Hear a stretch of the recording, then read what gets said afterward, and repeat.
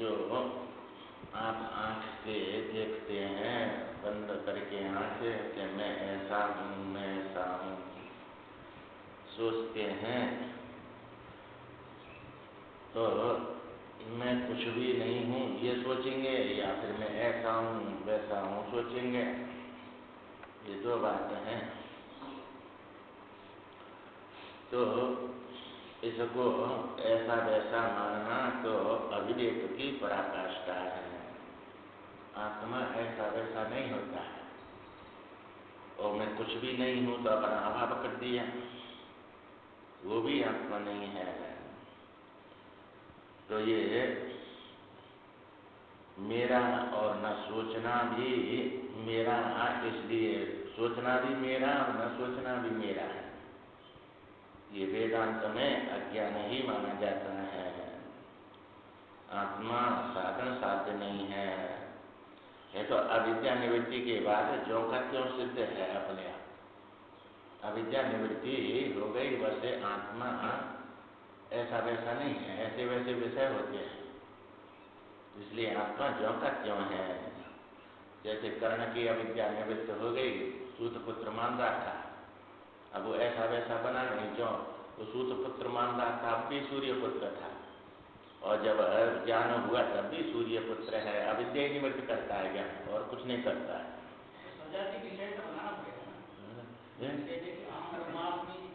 ये उपासना में आ जाएगा, ये ज्ञान नहीं है, फिर उपासना है। विषय बनाएंगे उसको तो एंग्र उपासना आएगी, या फिर प्रति के उपासना करेंगे, उपासना में आ जाता है। तो ये है, अब ज्ञान की उस तत्व को बतला रहे हैं कि वो तत्व जो है वो विषय नहीं बनता है अहम रूप से न इदम रूप से। वो अपना स्वरूप है, ज्यों का त्यों है। वो अविद्या के कारण उसको जानता नहीं है। इसलिए जो है ये बस वृत्ति छोड़ दो, वृत्ति लेंगे तो तुम कुछ न कुछ बनेंगे। ये बनना ही जो है बिगड़ना है, और यही अज्ञान है। कुछ उपासना तो करना पड़ेगा नहीं, उपासना की मन नहीं कर रहे हैं। ये तो उपासना करेंगे जब तक, तो उपासना कर रहे हैं वो सभी तो कह ही रहे हैं कि ज्ञान नहीं हुआ जब तक उपासना करो, और ज्ञान हो गया तब भी उपासना करो। हाँ, जो कहे अब हम आत्मा हो गए, अब जो है जैसे वो सूर्य पुत्र हो गया, फिर भी जो है सूर्य पुत्र का ही काम कर रहा है कि वो जो है छोड़ दिया उसने, फिर भी वही काम कर रहा है। ऐसे ही हमको ज्ञान हो गया तब भी वही काम करेंगे जिससे ज्ञान हुआ है। चूँकि हम यहाँ व्यवहार में जीव है और वो ईश्वर है, इसलिए ईश्वर के अधीन रहना पड़ेगा। उनके राज्य में रह रहे हैं, खाते हैं पीते हैं, सब शोक मोह सब हो रहे हैं, तो फिर हम उस ईश्वर को जो है जो छोड़ते हैं, क्या करते हैं, और कुछ त्यागा नहीं, और उसको हम नास्तिक हो जाते हैं बिना ज्ञान के। ये आएगा, बड़ी बड़ी अमूल्य बातें हैं इसमें, ये सब आएगा कि ये विपरीत समझ लेते हैं, और इनका अज्ञान जो है वो और अधोगति ज्यादा करा देता है, ज्ञान समझ लेते हैं उसको। तो ज्ञान में ये उपासना छोड़ी नहीं जाती है, बस समझना है केवल कि मैं आत्मा हूँ, मैं ऐसा वैसा नहीं हूँ, और स्वयं सिद्ध हूँ, मैं जैसा का तैसा है तो सही, पर जैसा का तैसा। जो कछु कहूँ सो है नहीं सुंदर, है तो सही पर जैसा का तैसा। जो कुछ भी कहूँगा ऐसा नहीं है वो मैं, और पर नहीं है कि हूँ, परंतु कैसा है कि जैसा का तैसा हूँ, उसको बोल के नहीं बता सकते। इसलिए जो है वो कहने से ये जो है कहते हैं कि मैं शरीर नहीं हूँ, यह कहने से मुक्ति नहीं होती है। जब तक अधिष्ठान आत्मा को नहीं जानेंगे, संसार का बात नहीं होगा, ठीक ठीक विवेक नहीं होगा, तब तक ये जो है ये अध्यास जाने वाला नहीं है। ठीक ठीक विवेक होना चाहिए, जैसी वस्तु है उसको उसी रूप में जानना पड़ेगा, तब जो है ज्ञान होगा। तो ये कहने से ये तो कोई भी कह देगा मैं शरीर नहीं छूगा, सबको दिखता है ये शरीर जन्म है मर जाएगा, और इससे अलग हूँ मैं, ये तो बात है। परंतु मैं नहीं हूँ ये बात समझ में नहीं आती है। हाँ, जो मैं नहीं हूँ ये बात समझ में नहीं आती है। ये मैं बना हुआ है, इसको मिटाना बिना ज्ञान के मिटेगा नहीं है, और कोई इसका आचार है ही नहीं, बस अविद्या निवृत्ति है इसकी मिटाने की, अविद्या से दिख रहा है। तो विवेक होना चाहिए। यह वेदांत की चर्चा 3 लोक से न्यारी है। इस जो है इसमें जो है तीनों लोकों में सबका ही ज्ञान कराएंगे, और ये न्यारी है। पहले जितने भी बाद हैं उनसे अलग करके वेदांत के सिद्धांत को जानना पड़ता है। ये सब वाद है कि नहीं, सब जो है सांख्यवाद, शून्यवाद, कर्मवाद, प्रकृतिवाद, ये सब बातों से अलग करना पड़ेगा अपने वेदांत को। इसका सिद्धांत जानना पड़ता है। वेदांत की जो वाणी है वह किसी वस्तु में विश्वास या मान्यता नहीं है कि तुम ऐसा विश्वास करो, इसको ये शालिग्राम विष्णु है, इसको विष्णु मानो, ऐसा नहीं है ये। न विश्वास कराता है न मान्यता कराता है। ये तो जो है मान्यता नहीं, किसी को ऐसा मानो, यह तो जो वस्तु जैसी है उसका साक्षात अपरोक्ष कराता है, परोक्ष नहीं, साक्षात अपरोक्ष, प्रत्यक्ष नहीं और अपरोक्ष भी नहीं। तो कोई तीन बातें होएंगी नहीं। प्रत्यक्ष कहेंगे तो शरीर को मैं मानेंगे, परोक्ष कहेंगे तो वहाँ उसको कहूँ अपने स्वर्ग आदि के समान मानेंगे उसको, चूंकि आँख का विषय बनता नहीं, परोक्ष है। और जो है उसको अपरोक्ष मानेंगे तो जीव को मैं मानेंगे। ये तीन बातें आ जाएंगी। न वो जीव है, न वो परोक्ष है, न वो प्रत्यक्ष है। ये तीनों से है, तीनों प्रकाशक है। इसलिए ज्ञान विवेक होना। अब इनमें से तीनों में से कौन का वो मानेगा? या तो विषय बना देगा परोक्ष करके उसको, क्या वो मैं हूँ आत्मा, इससे लगा, और या फिर जो है मैं ही आत्मा हूँ, तो या अपरोक्ष को मान लिया। अपरोक्ष कई होते हैं, तो ये भी आत्मा नहीं है। और प्रत्यक्ष तो सभी मान ही रहे कि ये शरीर ही आत्मा है, तो यह प्रत्यक्ष को मानेगा। तो ये तो ये साक्षात अपरोक्ष ज्ञान कराता है। साक्षात अपरोक्ष, इस समय साक्षात अपरोक्ष में दो नहीं रहते हैं, पर या में है अपरोक्ष में दो रहते हैं। अहम ब्रह्मास्मि अपरोक्ष ज्ञान है, तो मैं और ब्रह्म दोनों मिलके बोल रहे हैं ना, मैं का बात नहीं हुआ। तो मैं जो है उसमें डाल दिया और वो बन के बैठ गया। तो ये एंग्र उपासना है। तो उपासना साधना है, साधे थोड़ा ही है। अब यह साधना करके और वह साध्य में पहुंचेंगे ब्रह्म में, तो क्रम मुक्ति हो जाएगी।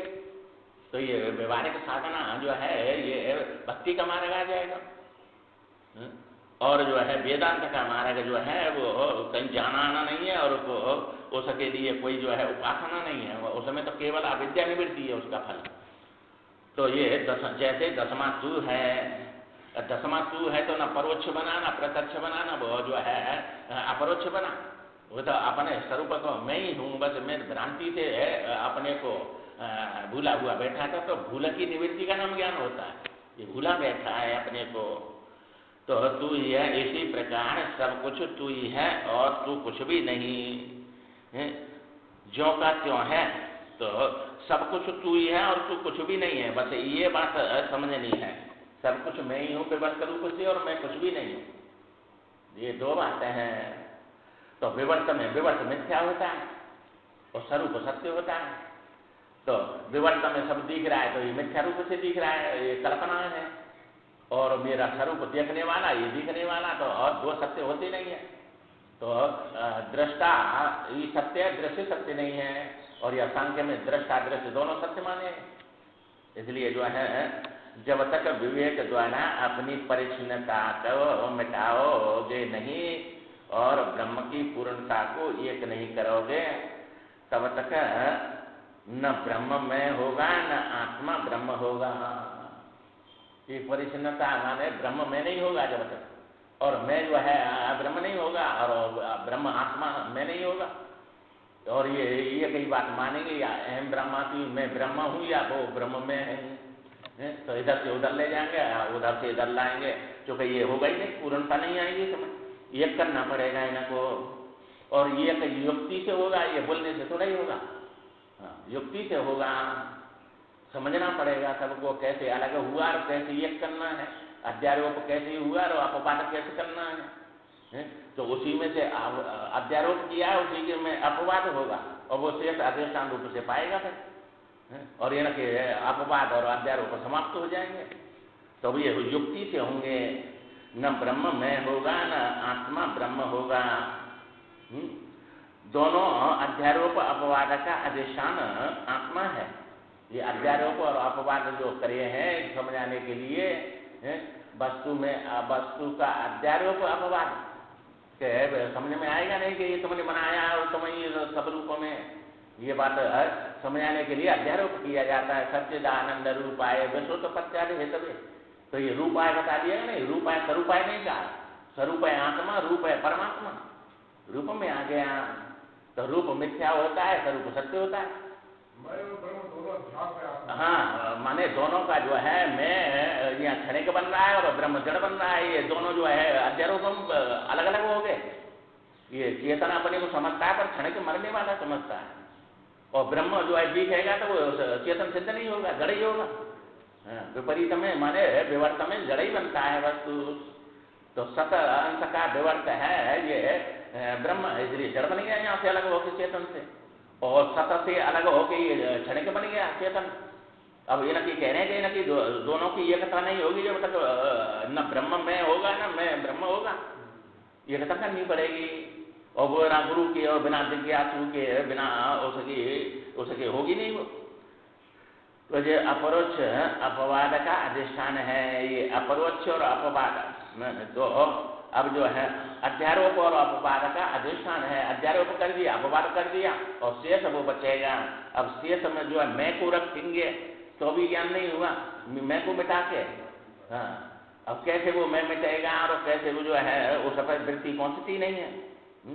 वो आत्मा है जो शेष रहता है, उसे वेदांत जानता है। आत्मा में सृष्टि का होना और न होना दोनों गलत है। न तो आत्मा में सृष्टि का होना भी गलत है और न होना भी गलत है। तो न होना गलत क्यों है कि न होती तो ये कहां से आ गई मेरे, सब प्रत्यक्ष दिख रही है। तो न होना भी नहीं मानना है, उसको होना है उसमें, और होना भी नहीं मानना है क्योंकि उसमें है नहीं। अब ये बात कहां समझ में बैठेगी, बिना समझ आए। तो ये जो है दोनों गलत है। यह बिना गुरु के कृपा के जो लोग समझते हैं उनका जो है अंधकार में निशाना लगाने के समान है। अब अंधकार में निशाना लगेगा कहीं, प्रकाश चाहिए और वो वस्तु दिखनी चाहिए, तब तो निशाना लगाएंगे।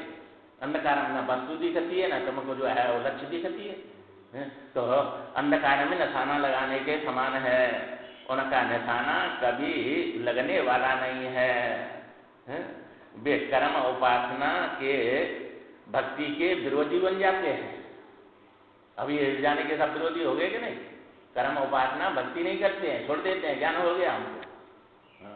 इसलिए ये उनका मूर्खी ज्ञान है। जितने भी सिद्धांत को जो वेदांत नाम से सिद्ध करते हैं वे सब, चाहे सांख्य हो, शून्यवाद हो, ईश्वरवाद हो, कर्मवाद हो, क्षणिकवाद हो इत्यादि जो है सब निर्दोष नहीं है, सब में दोष आते हैं। और इनको वेदांत बताते हैं, सब वेदांत समझ के इनको सिद्धांत मान लेते हैं, सबको सिद्ध कर देते हैं अंतिम। तो उन्होंने प्रकृति पुरुष दो को सिद्ध कर दिया, उसने कर्म को कर दिया सिद्ध, और उसने जो है क्षणिक को कर दिया, और उसने जो है शून्य को कर दिया। ये तमाम दो जितने भी हैं ये सब जो है निर्दोष नहीं है, सब में दोष आ रहे हैं। एक वेदांत ही अंत में ज्यों का त्यों तत्व बताता है, और कोई तत्व को बताते नहीं है, अतत्व कोई तत्व मानते हैं। और ये साधन में सब अपनी अपनी जगह ठीक है, तो ये तो गलत नहीं है। सब कर्म नहीं करेंगे तो अंतःकरण शुद्ध नहीं होगा, उपासना नहीं करेंगे तो उसको वहां पहुंचेंगे ही नहीं। तो ये अंतिम तत्व नहीं है, पर ये विवेक भी करना पड़ेगा, प्रकृति क्या है, पुरुष क्या है, ये सब अपनी अपनी जगह तो सही है, पर अंतिम तत्व नहीं है। ये अंतिम मान लेते हैं इनको, ये गड़बड़ी आ जाती है। वे साधन है और वे साधन से वहां पहुंचाने के सब साधन है। एक बार विद्वानों का प्रश्न हुआ कि मुक्ति और भक्ति दोनों का संयोग कहाँ तक है। भाई मुक्ति और भक्ति, ये जो भक्ति दोनों का संयोग कहाँ तक है, तो भाई एक रहेगा एक छूटेगा। तो ये जो है कहाँ तक है, तो सब अपने अपने सिद्धांत की गाने लगे, और कोई ज्ञान में भक्ति का विरोध करता है और कोई जो है भक्ति में ज्ञान का विरोध करता है, और कोई ज्ञान में भक्ति का विरोध करता है। अब एक दूसरे के विरोधी बनने के नहीं। ज्ञानी कहते भक्ति नहीं करनी चाहिए, भक्ति से जो है कर्म है और उससे मुक्ति नहीं मिलेगी। और कोई कहता है कि भाई ज्ञान भक्ति करनी चाहिए, ज्ञान जो है नहीं कुछ देने वाला है, उसमें नहीं है। तो इसलिए जो है ये दोनों विरोध करते हैं, भक्ति में ज्ञान का विरोध करें। अब जो है जब अपनी अपनी सब गाते हैं, वो भक्ति का विरोध करता है, वो ज्ञान का करता है। तो एक भगवान शंकराचार्य का सिद्धांत उठाकर किसी विद्वान ने दिखाया कि देखो भगवान शंकराचार्य का भाष्य है और इसमें ये लिखा हुआ है। तो उनके अनुसार बताया कि अविद्या निवृत्ति के से उपलक्षित जो आत्मा है वह मुक्ति स्वरूप है। भाई अविद्या जब निवृत्त हो गई तो अब क्या बचा? न मैं बचा न मेरे बचे, जो एम एकदम सब गए कि नहीं। हाँ, अब जो है अविद्या निवृत्त हो गई तो आत्मा शेष बचेगा कि नहीं? उसका नाम मुक्ति है। वो मुक्ति स्वरूप है। और अविद्या के परिणाम से जो बना हुआ अंतःकरण है उसमें भक्ति वृत्ति रहती है। तो अविद्या का परिणाम ये अंतःकरण है, तो अंतःकरण के बिना भक्ति होगी नहीं होगी। तो ये जो है ये भक्ति है अंतःकरण में, और अविद्या का परिणाम है, और वो अविद्या निवृत्ति के शेष है। तो वो शिखर पर बैठ गया और ये तले में रह गया, है कि नहीं? हाँ हाँ, अब जो है वहाँ सिरे पर बैठा है, शिखर पर बैठा है, और उसके तले में गंगा बह रही है। तो अब वो सिरे पर बैठा है, वो गंगा का विरोध करेगा कि गंगा जी वह सिरे वाले का विरोध करेगी? कोई किसी का विरोध नहीं करेगा। अपनी जगह पर वो जो है तले में चल रही है, वो शिखर पर बैठा है।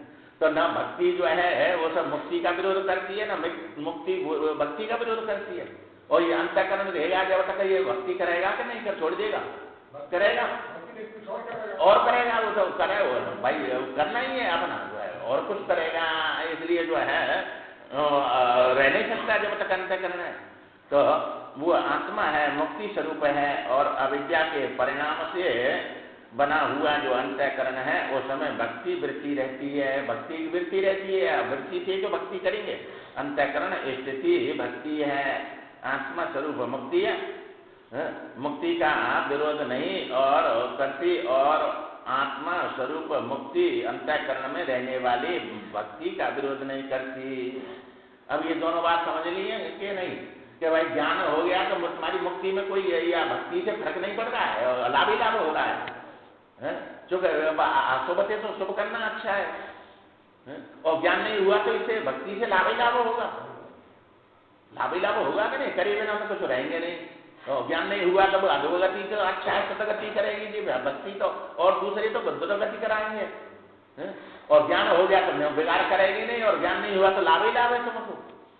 तो जिसके करने से कोई हानि तुम्हारे ज्ञान में हो ही नहीं, और ज्ञान नहीं हुआ तो लाभ ही लाभ करे, वो काम करना है कि जिससे हानि हो और तुम्हारा बिगाड़ हो, वो काम करना है। लाभ हो वो करना है। तो जो है जहाँ समानता नहीं है वहाँ विरोध कहाँ होता? ये समसत्ता में विरोध होता है, विषमसत्ता में विरोध नहीं होता। हाँ, विरोध विषमसत्ता है। तो तुम्हारी नीलिमा जो है वो प्रतिभाषिक है कि व्यवहारिक है? और वो जो है आकाश व्यवहारिक है। तो ये दोनों एक साथ में चल रहे हैं कि विरोध कहाँ है इनका? रस्सी व्यवहारिक है और सर्प उसमें जो है प्रतिभाषिक दिख रहा है, तो विरोध कहाँ है? चूंकि ये विषम सत्ता है, विषम सत्ता में विरोध नहीं होता है। हाँ, और जो है समसत्ता होती तो विरोध हो जाता। भाई तुम्हारे मृग तृष्णा का जल है और प्यास व्यवहारिक है, तो उस जगह पर तुम्हारी जो है विषम सत्ता आ गई तो उससे जल मिलेगा तुमको। तो कहीं जो है विषम सत्ता से तुम्हारी सिद्धि नहीं होगी, और कहूँ विषम सत्ता से सिद्धि हो रही है।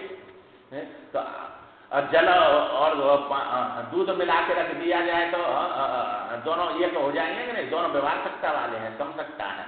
और अग्नि पानी जो है एक जगह रखेंगे तो विषम सत्ता में विषम सत्ता हो गई। जो है अग्नि जलाने वाली वो जलने वाला है, तो ये कही देगा उसमें विरोधी है ये। तो कहीं विरोध होता है, कहीं विरोध नहीं होता है, तो ये समझना है। तो विरोध कहना जैसे आकाश का नीलिमा से या नीलिमा का आकाश से दोनों विषम है, इसलिए इसी प्रकार व्यवहारिक और प्रतिभाषिक सत्ता में अंतःकरण में रहने वाली भक्ति और परमार्थ सत्ता आत्मा से अभिन्न मुक्ति का कहाँ विरोध है? अब तुम्हारी भक्ति या अंतःकरण व्यवहारिक में रहेगी, ये व्यवहारिक सत्ता है, और तुम्हारी मुक्ति जो है परमार्थ में बैठी है। तो परमार्थ और व्यवहार दोनों चलेंगे कि नहीं, साथ में विषम सत्ता है कहीं, दोनों चलेंगे, विरोध नहीं है इनमें। और ये विरोध कर लेते हैं, अब बिना गुरु के ऐसा विरोध हो जाता है, और ये गए काम से, ना संसार मिलेगा ना मुक्ति मिलेगी, दोनों से गए, आएगी नहीं। और जो भक्ति करते हैं ज्ञान होने पर भी, तो अब ज्ञान होने पर ही भक्ति, विमल ज्ञान जब सो नाई तब रहे राम भगत उचाई। जब विमल ज्ञान हो जाएगा तब भगवान की भक्ति छा जाएगी, और ज्यादा होगी कि कम होगी। भाई सत समझ लिया तुमने और असत समझ लिया, अब अपनी निष्ठा जब तक ये अंतःकरण रहेगा, जीवन रहेगा, जब तक सत में निष्ठा बनाएंगे क्या असत में बनाएंगे, बताओ? सत में ही बनाएंगे, असत से का तो महत्व ही नहीं रहा कुछ। अब उसी में स्वात्मा राम विषय मेरे तृष्णा न विरमय थी, तो स्व आत्मा में रमण कर रहे हैं नहीं, तो स्व स्वरूप अनुसंधान, आत्मा अनुसंधान, भक्ति, ये सब ज्यादा आएगी कि कम आएगी? और ज्यादा आएगी। अब जो है दूसरे कामना में तो रात दिन लगा रहता है, वो करता नहीं है, तो इसी में रमण करना है कि उनमें रमण करना है? इसी में करना है। तो विरोध कहाँ है? विरोध कर शक्ति नहीं, इसलिए मुक्ति से पहले भक्ति, मुक्ति काल में भी भक्ति अंतःकरण में चलती रहती है। मुक्ति से पहले भक्ति करी तुमने, और फिर तुम्हें ज्ञान हो गया, मुक्ति हो गई, और फिर भी भक्ति चलेगी कि बंद हो जाएगी? चलेगी फिर भी, और ज्यादा चलेगी, क्योंकि ज्ञान के बाद भी तो अंतःकरण रहेगा। हाँ, ये भक्ति चलती रहेगी। अब ये तो जो है कह रहे हैं यहाँ कि भाई ये ज्ञान भान का विरोधी नहीं है, भ्रांति का विरोधी था। अब भ्रांति तुम्हारी निकल गई और भान होता रहे, तब अंतःकरण का भान हो रहा है, और बाधित रूप से है ये, जो कि एक बाधित सत्य होता है, एक अबाधित सत्य होता है। तो तुम्हारा स्वरूप परमार्थ जो है अबाधित सत्य है, और ये जो व्यवहारिक स्वरूप रूप है ये बाधित सत्य है। और जब तक ये उपाधि रंगी और प्रारंभ बोलते हैं सबको, तो जब तक ये सब चलेंगे कि नहीं चलेंगे? सब चलेंगे।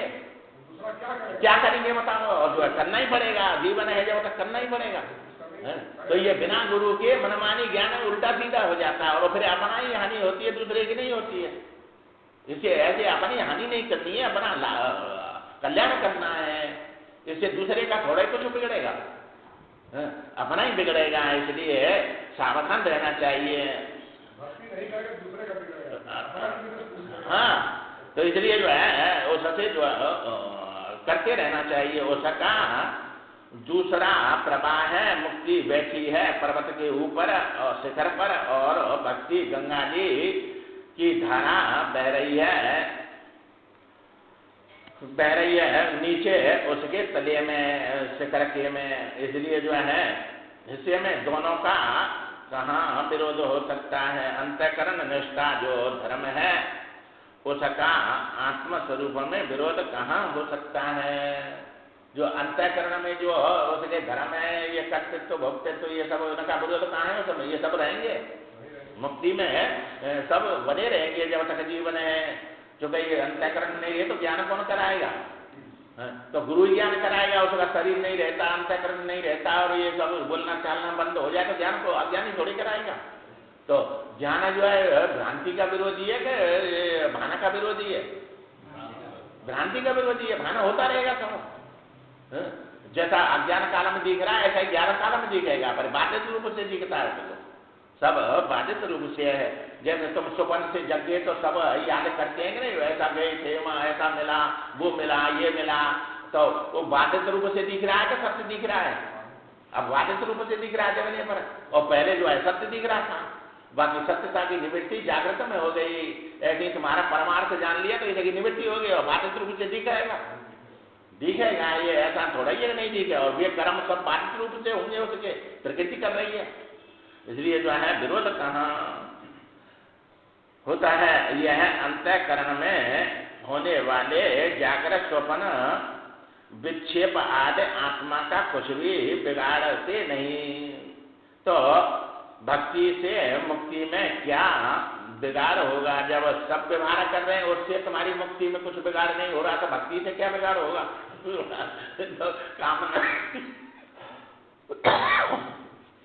तो कामना छोड़ा, क्रोध न छोड़ा, राम भजन क्यों छोड़ दिया? अब ये उल्टा हो गया, ज्ञान आया था अज्ञान आ गया, अज्ञान आ गया, आएगी ना मतलब। तो इसलिए इनसे सबसे बिगाड़ नहीं हो रहा है, तो भक्ति से बिगाड़ क्या होगा? तो ये अनुकूल पड़ जाते हैं अपने, जो ऐसा करना चाहता नहीं और ये सब बात समय मिल जाती है, इसलिए वो अनुकूल पड़ गया, इसलिए चूंकि कोई दुख उठाना चाहता नहीं है और इनमें अपना दुख उठाना पड़ेगा। भक्ति करेंगे, जगेंगे, पूजा पाठ करेंगे तो दुख है क्या नहीं? सब कर्म दुख रूप है, तो कोई करना नहीं चाहता है। तो ये जो है बिना जाने मूर्ख ही भक्ति का विरोध करते हैं। ये मूर्ख माने मूर्ख जैसी गाली जैसी मालूम पड़ती है। मूर्ख का मतलब है न जानना, माने अज्ञानी, मौन रखना। तो कोई सवाल पूछे तुम उसका उत्तर नहीं जानते तो मौन होंगे क्या? बताएंगे, मौन हो जाएंगे। तो मौन रखना माने मूर्ख का मतलब है मौन रखना। तो ये जो है विरोध भी करते हैं, उनको ज्ञान नहीं है इसलिए जो है विरोध करते हैं। जिन्होंने गुरु द्वारा जाना है वे ज्ञानी भक्ति का विरोध नहीं करते हैं। अंत में विद्वानों का कहना था कि यही वेदांत शास्त्र निष्पन्न सत्य है, जो भक्ति और मुक्ति का जो निर्णय दिया शंकराचार्य भगवान का, इसमें कोई विरोध नहीं है किसी का। तो लाभ ही लाभ है इसमें करने वाले को, उनकी भक्ति में ज्ञान में हानि नहीं होगी और भक्ति से लाभ ही लाभ होगा, आइए नहीं मतलब। तो इसमें विरोध है होगा नहीं। तो यही काम करना है कि अंतःकरण निष्पन्न जो अंतःकरण निष्ठ जो भाव है वह परमार्थ सत्ता का विरोधी नहीं है, नहीं हो सकता। अब आप दृष्टा दृश्य का विवेक करो। ये दृष्टा और दृश्य दो वस्तु दिख रही है कि नहीं, और बिना विवेक के ये बात समझ में नहीं आती है। अब मैं देखता हूँ ये दिखता है, इनका विवेक किए बिना हम नहीं पहुंच सकते। यह देखो कि दृश्य कब है और दृश्य कहाँ तक है, दृश्य क्या है समझो। दृष्टा से अलग एक देश काल वस्तु है।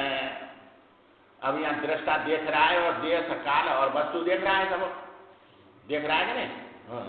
तो वस्तु है यह सत्य समझो कि दृष्टा की दृष्टि के सिवाय कोई दृश्य का निवास स्थान नहीं है। ये सत्य न तो तुम्हारे यार आकाश का जो है देश, देश आकाश को कहते हैं, आइए देश कहते हैं नहीं, देश माने दिशा। ये पूरा पश्चिम उत्तर सब दिशा बनती है ना, ये उनका नाम देश होता है। अब शब्द देश, रूप देश, गंध देश, ये सब देश में आ जाते हैं। तो ये जो सत्य समझो कि तुम्हारे जो है दृष्टा के सिवाय कहीं दृश्य का स्थान नहीं है। दृष्टि के सिवाय दृष्टि में ही दृश्य है, दृश्य दृष्टि में है। तो जो है कहीं निवास स्थान है ही नहीं, है नहीं। क्या है? दृष्टि के सिवाय कोई दृश्य का निवास स्थान नहीं है। और ये सब निवास स्थान दिख रहे हैं नहीं दृश्य देश में और काल में और वस्तु बन के दिख रहे हैं नहीं जे। और तुम्हारी दृष्टि में हो तो ये सिद्ध होंगे, कोई भी सिद्ध नहीं होगा। तो दृष्टा की दृष्टि में ही दृश्य सिद्ध होता है। तो ये दृष्टि जो है यही जो है कारण है, यही कारण है। और इसमें कार्य दृश्य दिखते हैं, दृष्टा में नहीं है कोई भी दृश्य, दृष्टि में है। अब दृष्टि तुम्हारी जो है उसी का नाम ब्रह्म होता है, उसी का नाम विवर्त होता है। ये दृष्टि विवर्त है। अब दृष्टि तुम्हारी कहीं तक फैलाओ तो व्यापक बन जाएगी कि नहीं, जहां तक तुम दृष्टि फैलाएंगे। गोचर है जहां लगे मन जाई सो सब माया जानो भाई। तो तुम्हारी जो है जहां तक मन जाएगा, और गोचर माने विषय जहां तक है वहां तक जो है मन जाएगा, वहां तक माया है सब। अब माया जो है, माया के ये देश काल वस्तु बने हैं कि बिना माया के? और माया तुम्हारे वो दृष्टि का नाम माया है। तो निवास स्थान नहीं है, स्थान नहीं है। दृष्टा का कभी लोप नहीं होता।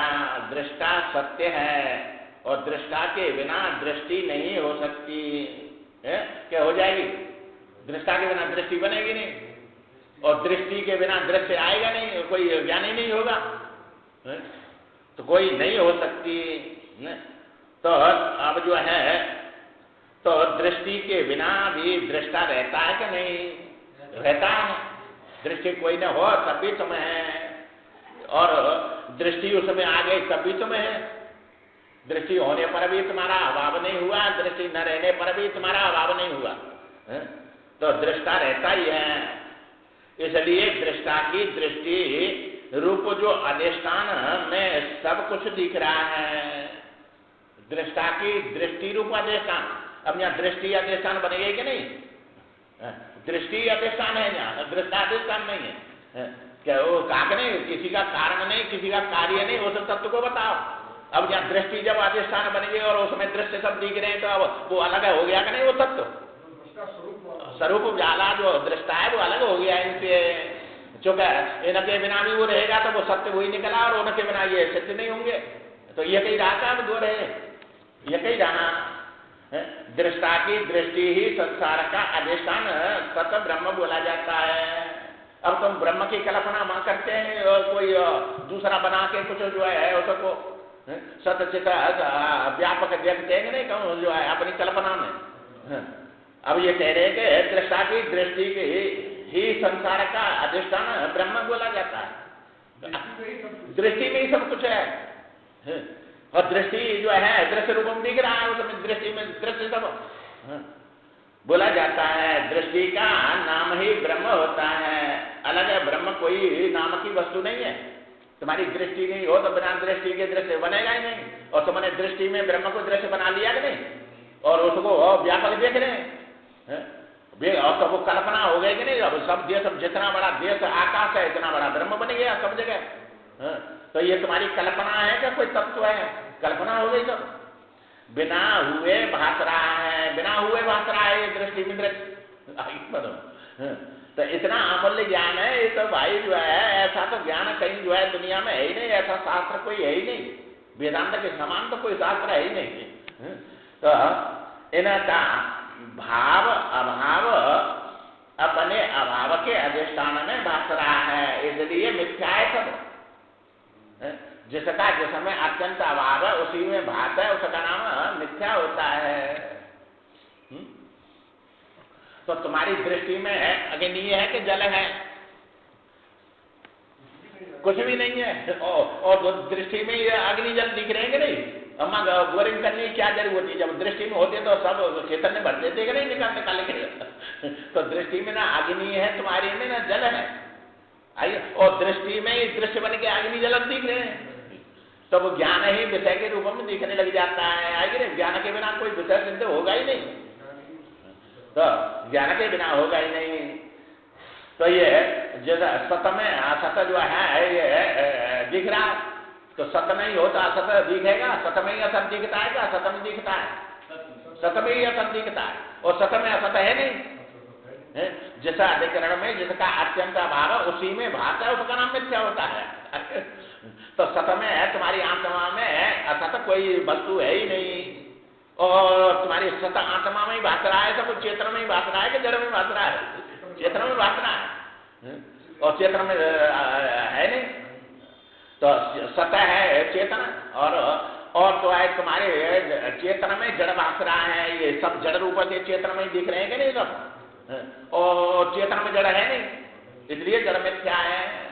जिसमें जिसका अत्यंत अभाव है उसी में भास है, उसको मिथ्या कहते हैं। ये परिभाषा है, आइए ना।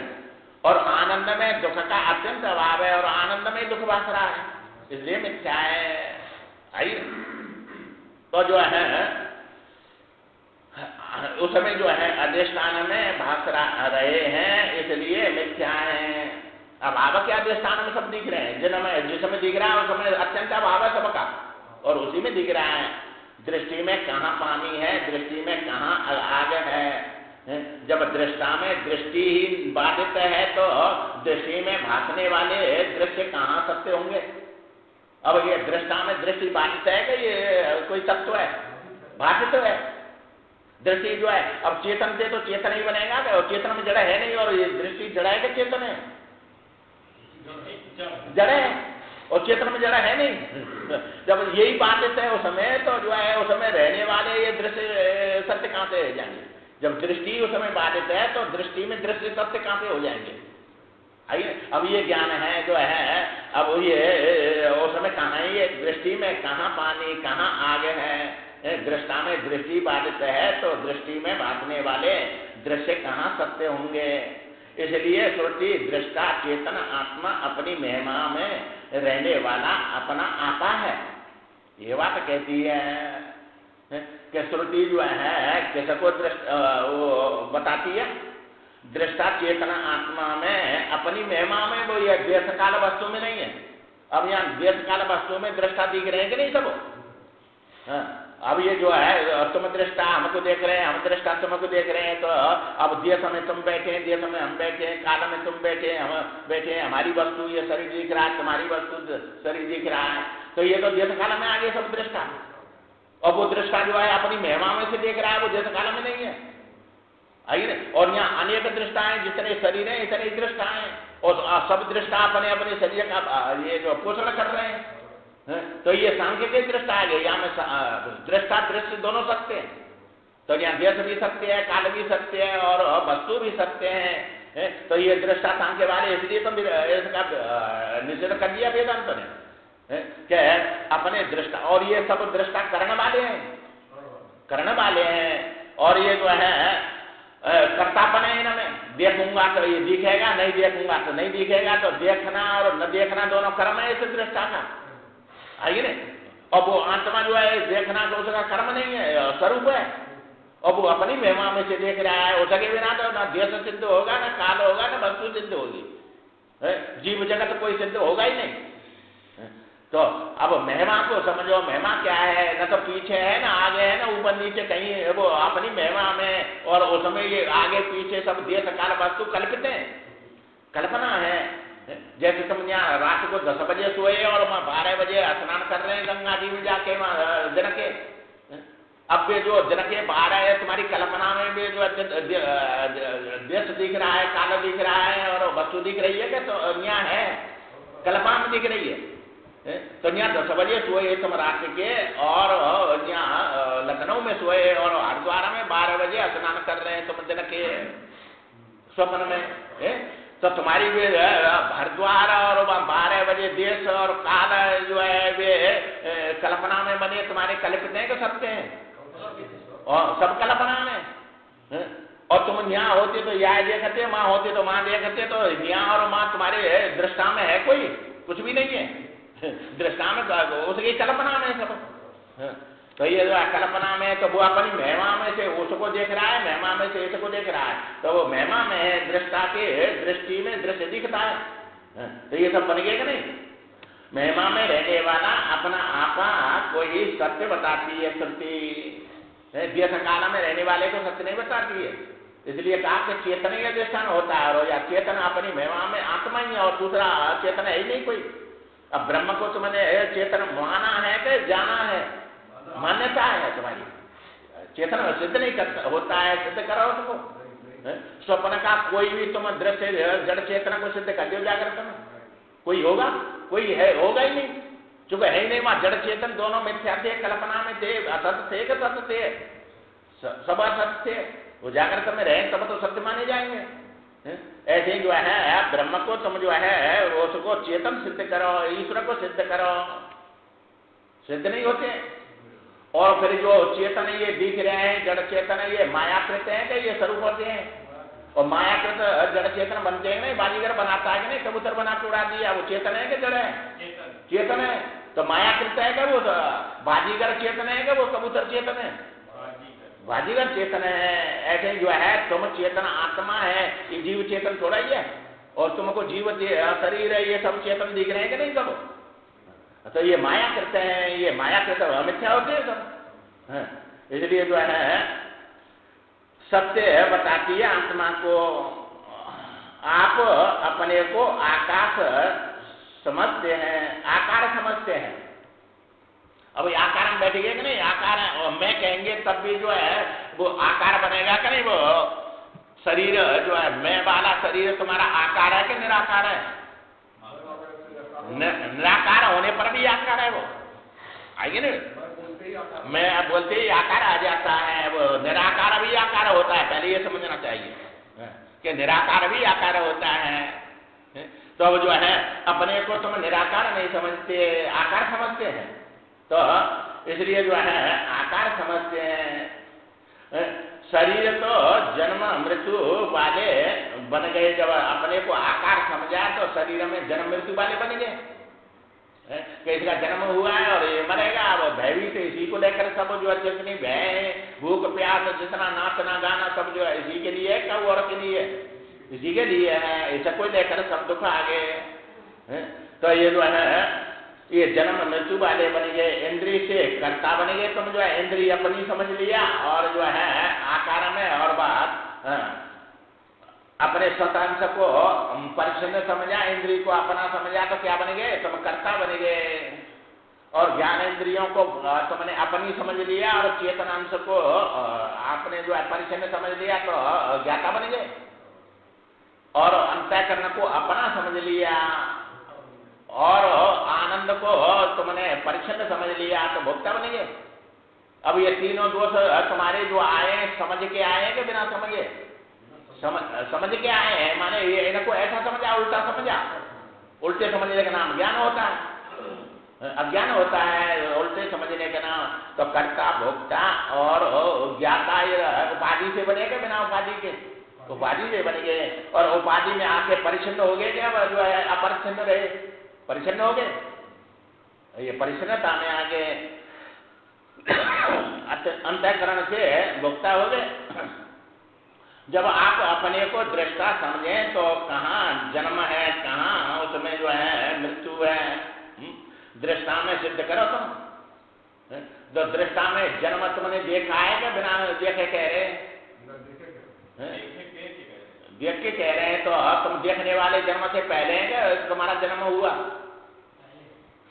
देखने वाले पहले तुमने जन्म देखा, देख के कह रहे हैं तो तुम देखने वाले पहले हैं कि नहीं जब जन्म देखा? भाई जो वस्तु जो है इदम को देखने वाला ऐसे पहले एम का होना जरूरी है, जब इदम सिद्ध होगा। ये नहीं बता तुमने मृत्यु देखी तो तुम जो है एम पहले था तब इदम मृत्यु देखी तुमने पहले है। इदम से पहले एम का होना जरूरी है, जो है एम के बिना इदम सिद्ध ही नहीं होगा। अब ये जन्म मृत्यु इदम में है क्या एम में है? एम में होगा तो जानेगा कौन? पिछले जन्म को नहीं जान पाए। हाँ पिछला जन्म क्यों नहीं जान पाए? हमारे जन्म के पहले थे। हाँ पिछले जन्म का पता होना चाहिए। हाँ पता है सबको जो है। अब कोई कोई याद रहता है कि नहीं, उनको पता है। अब आगरा में बताया कि नहीं, आगरा के पास 3 जन्म याद है उसको।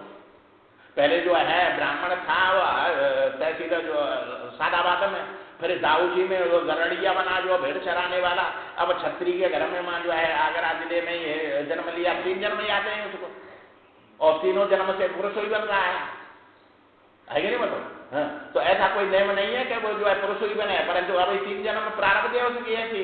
और 3 जन्म छोटा सा बच्चा था उसके गांव में भी आए वहां से, तो दाऊ जी से कोई मर गया था ट्रॉली भर के और सबको 3 साल के ने सबको पहचान लिया, ये फलाना है, ये फलाना है, ये फलाना है। उसने तो कभी देखा ही नहीं था, तो उसको याद है। और कहा कि तू कौन है? कि मैं फलाना हूँ, उसका पिता हूँ, उसकी पत्नी है। और उन्हें जाके कहिए उसके पुत्र और पत्नी सब दौड़े चले आए उसके पास में और सब बात उसने बता दी पहले जन्म की। तो ये किसी किसी को याद, अब यही जन्म में तने याद करके अशांत है तो पहले जन्म होंगे तो कितने अशांत हो जाएंगे। ये तो बड़ी कृपा है भगवान की जो बुला देता है। आगे नहीं बात समझ। पहले जन्म ने याद रखते हैं तो बड़ा भारी। अब वो कहा नहीं पहले जन्म में जनक की जो पत्नी थी वो उनकी माँ थी। अब जो है उसने जान लिया था वो व्यवहार करेगा पत्नी का उससे, वो आएगी कि नहीं माँ बने के सामने है। अब ये भूल गया तब जो है व्यवहार होगा कि नहीं? व्यवहार ही नहीं होगा कोई। तो भूल जाना ये भगवान की बड़ी कृपा है, वो बुला देता है। ये मनुष्य ही भूलता है और दूसरे में नहीं भूलते किसी में, आगे मनुष्य ही भूलता है। जो ये जो है इसी में कर्म होते हैं, इसलिए दूसरे में तो कर्म होते ही नहीं है। वो तो कुछ भी करेंगे चाहे कोई भी हो तो उनको सबको याद रहती है, ये मनुष्य ही भूलता है। हाँ तो जो है और कोई नहीं भूलता है, सब में याद रहते हैं। तो तुमने जन्म जो है देखा तो देखने वाले पहले हैं, मृत्यु देखी तो देखने वाले पहले हैं, तुमने जागृत देखा, स्वप्न देखा, सुषुप्ति देखी है, तो तुम जो है ये जागृत स्वप्न सुषुप्ति बदली कि तुम देखने वाले बदले? महाराज जी अंतःकरण जो है जिसे चर्चा हो रही है, अंतःकरण स्वरूप में कल्पित है, तो फिर जन्म मृत्यु कैसे होता है? भाई जन्म मृत्यु तुमने मान लिए हैं ये थोड़े, अब ये शरीर के अब व्यवहार में तो सब मानने पड़ेंगे, परमार्थ में नहीं है। जन्म की बात अभी कर रहे हैं। हाँ, तो ये व्यवहार में आ गया, तो व्यवहार में परमात्मा में तो है ही नहीं है। हाँ, जैसे तुमने स्वप्न में जन्म हुआ, पुत्र हुए, शादी करी, सब हुए कि नहीं? ऐसा ही यहाँ है, यहाँ सब जो है ये भी स्वप्न है, स्वप्न में हो रहा है सब। तो फिर जन्म मृत्यु स्वप्न में स्वप्नवती तो हो रहा है। हाँ, तो इसलिए तुम दुखी सुखी मत हो इनसे। ये तो दिखा रहे हैं कि भाई तुम्हें ज्ञान हो गए, ये तो जड़ बिलख है, दुख सुख हरसाई दो सम धीरे धरे मन माई। जब तुम्हें ज्ञान हो गया, मिथ्या समझ लिया, तो दुखी सुखी होंगे? फिर नहीं होंगे। जन्म मृत्यु है नहीं, संबंध किसी से है नहीं, कोई सुख दुख देने वाला है नहीं, भूख प्यास हमारे में है नहीं, तो ये सब हो गए तो अब ये व्यवहारिक सब सत्य रहेगा और बाधित रूप से रहेगा सब, तो सबसे पार हो गए। शोक अंतर की आत्मित, तो आत्मा में शोक है नहीं और ये सब शोक हो रहे हैं जो मैं हूं नहीं, मालूम पड़ रहा है। तो ये सत्यता की भ्रांति की निवृत्ति वही ज्ञान से। अब ये बाधित रूप से दिखेगा, सब असत होके दिखेगा। तो जन्म मृत्यु दृष्टा में सिद्ध करो, कहाँ ये होते नहीं है, कहाँ इंद्रियां हैं दृष्टा में? इंद्री नहीं हो समय, कर्तापन नहीं है, फिर इंद्री नहीं तो ज्ञातापन नहीं है, इंद्री नहीं तो अंतःकरण नहीं है, तो कहाँ भोक्तापन है उसमें? ये सब उपाधि से सब मालूम पड़ता है। उपाधि आ गई तो तुम्हारे में भोक्तापन आ गया, कर्तापन आ गया, ज्ञातापन आ गया। तो बिजली में जो है हवा है क्या, ये शब्द है क्या, हवा में जो है ठंडी गर्म है, वो कहाँ है बताओ? उसमें कोई सिद्ध करके दिखाओ। तो सब जितनी भी है उपाधि से सब हो रहे हैं उसमें, क्या उसके स्वरूप में कुछ उपाधि से सब कुछ हो रहा है? ऐसे तुम्हारे स्वरूप में कुछ भी नहीं है, सब उपाधियों से सब कुछ हो रहा है। 5 विषय 5 इंद्रियों से बन जाते हैं, देखने लग जाते हैं। वो ज्ञान ही एक जो है 5 इंद्रियों में है कि 5 विषय बन जाता है। जैसे एक बिजली ही उपाधियों में है, ठंडा गर्म सब जो है बन जाता है। तो बिजली ना ठंडी है ना गर्म है, पर उपाधि के द्वारा ठंडी गर्म हो रही है कि नहीं? वो जो प्रकाश दे रही है, कहीं सब पंखा हवा दे रही है, कहीं शब्द पकड़ रही है, तो ये बिजली के बिना कुछ होगा नहीं और बिजली कुछ करती नहीं है। ऐसे आत्मा के बिना कुछ होगा नहीं और आत्मा कुछ करता नहीं है। आएगी ना बस? इसलिए जो है इस समय अंतःकरण नहीं, जब नहीं है कहाँ है तो भोक्तापन कहाँ? जब दृष्टा में न सजाति भेद है, न विजाति भेद है, न स्वगत भेद है। आइए, अब ये दृष्टा जो है जितने भी है शरीर वाले जो है इनमें ये शरीर को लेकर जाति है और जो है ये भेद है कि इंद्रियों के और इन अंतःकरण के सबके सजाति विजाति और स्वगत भेद हो रहे कि नहीं सब? तो या उपाधियों में है क्या, आत्मा में? जीव में ही नहीं है, जब आत्मा में कहाँ है? उपाधियों में है ये। तो स्वगत भेद माने आंखें अलग है, कान अलग है, और ये स्वगत भेद हो रहे हैं नहीं अपने में। और विजाति भेद माने है ब्राह्मण का ब्राह्मण से जो है सजाति भेद होता है, और ब्राह्मण का क्षत्रिय से विजाति भेद हो गया, और अपने स्वरूप में सजाति भेद हो गए, वो नहीं हो स्वगत भेद हो गए। तो ये स्वगत भेद, ये तीनों भेदों से आत्मा रहते हैं। न में कोई जाति वाला है, कोई न विजाति वाला है, न उसमें कोई आंख नाक है, तीनों से रहता है, वो अचेतन है। और ये सब ज्ञान बन के गुण है, ये तीनों जो जाति बनती है वो गुणों को लेकर बनती है, सब गुणों में आ गए, नीचे उतर आए, उपाधि आ गई है। तो उसमें कोई भेद नहीं है। विचार करो तुम्हारे स्वरूप दृष्टा में कौन सा दुख है? दृष्टा में कहाँ है सब? ये दृश्य में, दृश्य को लेकर तुम सुखी दुखी होते हैं। तुम्हारे स्वरूप में कोई दुख है ही नहीं किसी प्रकार का। और वो दृष्टा ही सत्य है कि ये दृश्य सत्य है? और ये जीव दृश्य है कि दृष्टा है? जीव दृश्य हो गया, और तुम्हारे स्वरूप और तुम्हारे दृष्टा तुम सत्य है कि ये दृश्य सत्य है? तो तुम्हारे स्वरूप में कहाँ है दुख सुख को? और दुख के लिए जो सुख के लिए रात दिन दौड़ रहे हैं कि नहीं भाग रहे हैं? तो ये जो है कौन सा तुम्हारे दृष्टा में कौन सा दुख है? इसी को सर्व दुखों की निवृत्ति परमानंद की प्राप्ति कहते हैं, मोक्ष का स्वरूप है। जब तुमने दृष्टा अपने को जान लिया तो सब दुख निवृत्त हो गए, परमानंद प्राप्त हो गया। और ऐसा ज्ञान है तुम्हारे धन राज्य न कमावे और खूब अरबपति खरबपति बन जाए, ऐसा परमानंद प्राप्त होगा कि दुख ही प्राप्त होंगे और ज्यादा दुख ही दुख होंगे।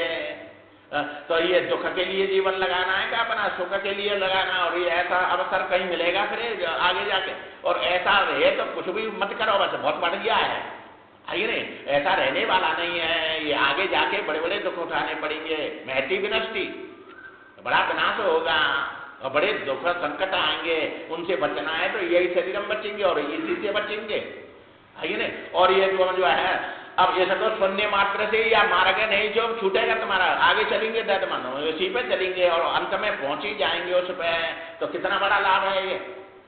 तो असत अब तक छापा तो तुम्हारे असत ने दुख ही दुख दिए कि सुख दिया कोई, और ये सत छापेंगे तो तुमको दुखों को सबको मिटा देगा और परमानंद प्राप्त करा देगा। तो अब ये छापना है कि नहीं अपने अंतःकरण में। और अब भाई कोई वस्तु जो है कीमती प्राप्त करनी है तो कुछ त्याग करके ही होती है कि बिना त्याग के हो जाएगी। अब माँ के त्याग के आए तुम्हारा अपने लाभ है और यहाँ बड़ा लाभ है कि माँ बड़ा लाभ है, पर छोटे लाभ है छोड़े आए, बड़े लाभ को आगे तो माँ का त्याग कर आए तुम और ये सबको ग्रहण कर रहे हैं। तो ये बुद्धिमानी है कि नहीं। अब भाई सोने की जो है सिल्ली मिल जाए और चांदी की मिल जाए तुमको, तो रास्ता में जा रहे हैं चांदी की सिल्ली मिल गई 1 कुंटल की, अब बाय लेके चल दिए तुम पर 1 कुंटल चलता है और आगे जा गए तो वो जो है सोने की मिल गई।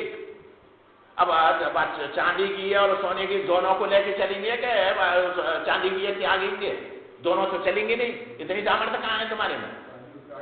ये त्यागेंगे ये ग्रहण करेंगे, भाई कीमती सोने की है तो भाई छोड़ देंगे और उसको लेके चलेंगे, दोनों चलेंगे नहीं।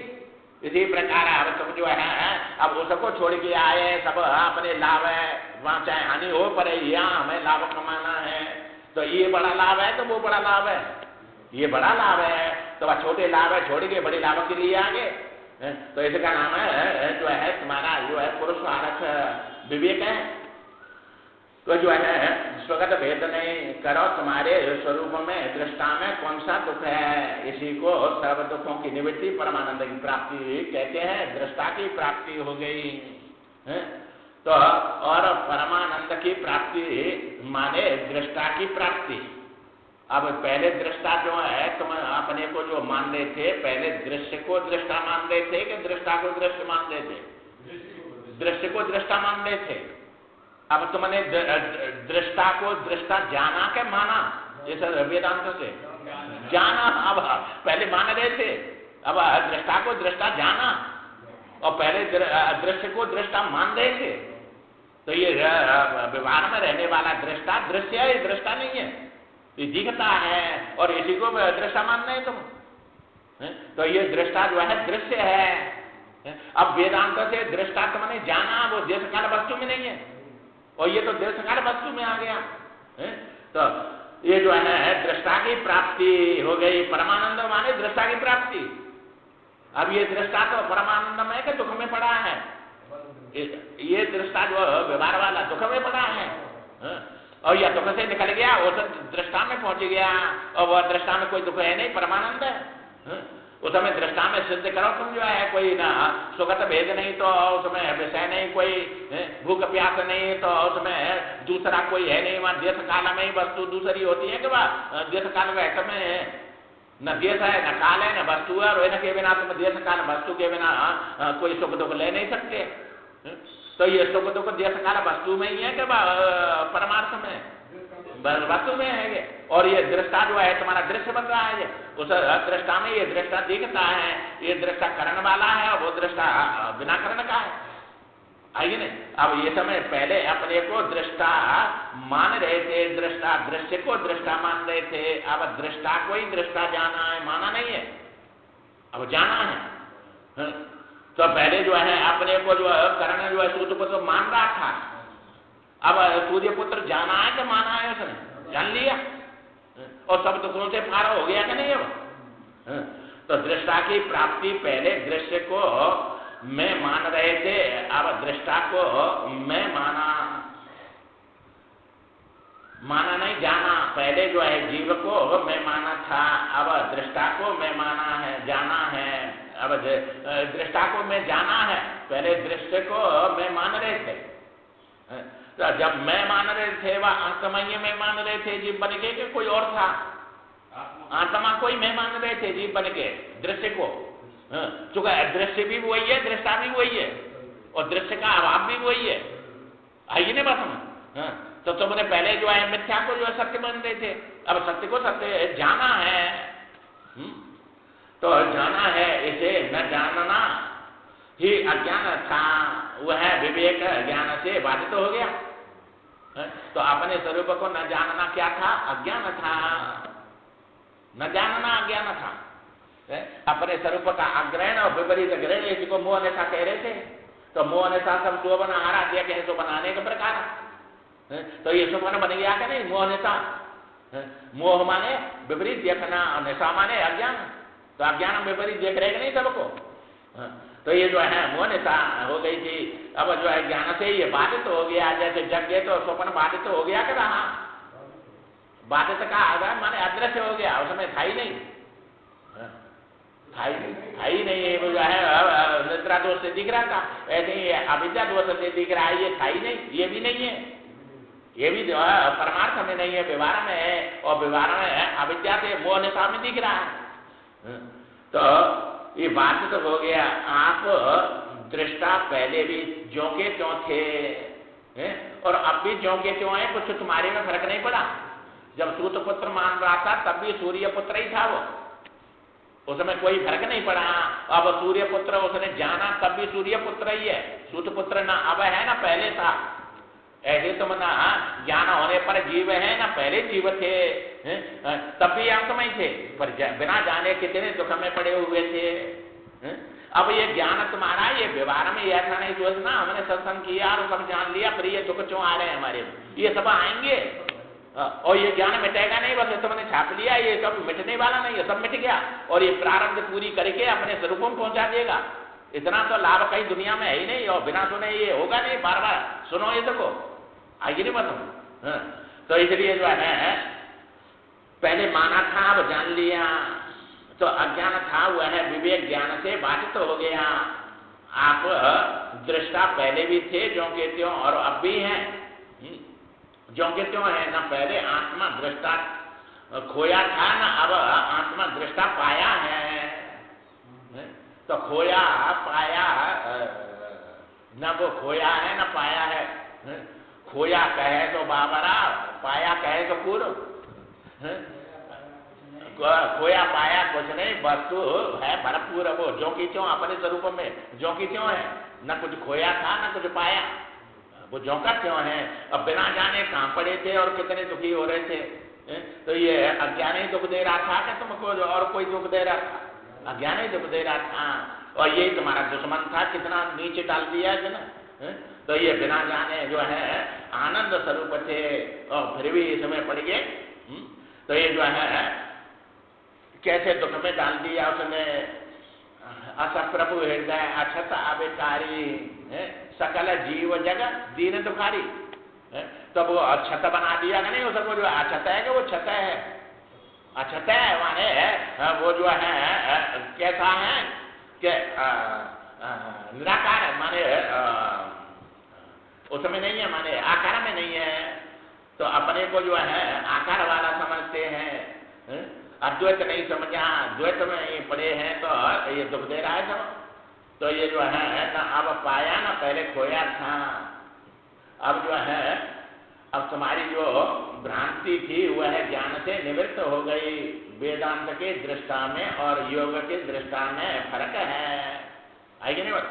तो वेदांत का दृष्टा बिना करण वाला है, और ये जो सांख्य का दृष्टा है ये करण वाला है। इसमें दोनों सत्य रहते हैं, दृश्य और दृष्टा, और उसमें दृष्टा ही सत्य है, दृश्य उसमें कल्पित है।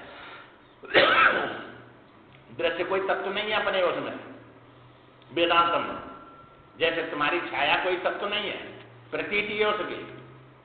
तो ऐसा नियम नहीं है तो मिथ्या हो प्रतीत न हो, और ऐसा भी नियम नहीं है जो प्रतीत हो रहा है वो सत्य हो, आइए ना मत।